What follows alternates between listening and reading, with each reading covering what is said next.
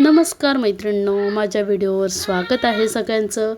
तर इथे आज सकाळचं रुटीन चालू आहे, दाखवते मी तुम्हाला। इथे चपात्या करून झालेल्या आहेत, भाजी घालून झालेली आहे, फक्त अंड्याचा पोळा केला। आम्हाला भुर्जी करायची होती, ती म्हटलं नंतर करेन गरम गरम। आधी ओटा क्लीन करून घेतला आणि भांडी लावून घेतली, मग सब्जाचं पाणी पियाली आणि मग घरातला कचरा वगैरे काढला, कारण बत्ती लावायची होती। घरात कचरा काढल्याशिवाय बत्ती लावायला वाटत नाही।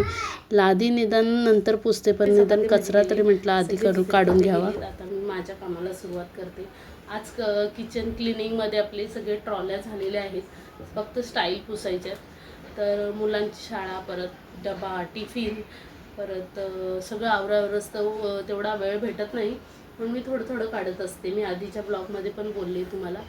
तर आता मी आज पुरं किचनची स्टाईल वगैरे पुसणार आहे, ते मी तुम्हाला नक्की दाखवेन। मी कशी पुसली, काय केलं दिवसभरात, ते पण मी तुम्हाला दाखवेन। तुम्ही शेवटपर्यंत नक्की बघा माझा व्हिडिओ, आणि माझा व्हिडिओ तुम्हाला आवडला तर नक्की लाईक, शेअर, सबस्क्राईब करायला विसरू नका। चला व्हिडिओ स्टार्ट करूया। इथे म्हटलं पहिली चहा पिऊन घ्यावी, त्याशिवाय काय बरं वाटणार नाही। पहिली चहा करून घेतली, मस्त चहा पियाली। चहा होत होती तोपर्यंत म्हटलं देवाची भांडी धुवून देवांना आंघोळ घालून पहिली पूजा करून घ्यावी। आंघोळ वगैरे घातली, देवांना टिके बिके लावले, देव पुसायचे होते, पुसून घेतले आणि पहिला देवारा पुसून घेतला।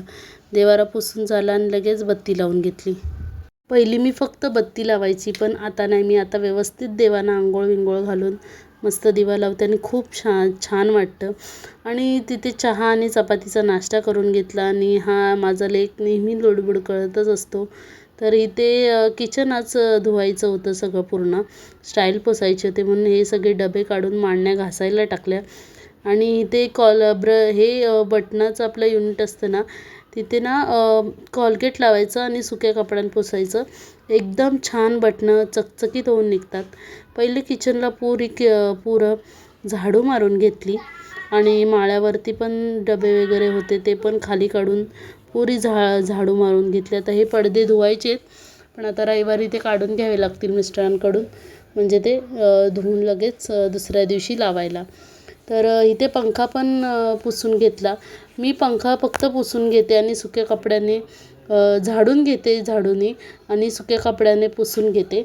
मी पंख्याला अजूनपर्यंत पाणी नाही लावलं आहे, ह्या पण नाही, बाहेरच्या पण नाही। परत मधली रूम असते आपले, ती पण अशी पुसून घेते, आणि जेवढा माझा हात पोचतो ना तेवढी माझी साफसफाई असते। नसेल जमत तर सर्व मी झाडू मारते।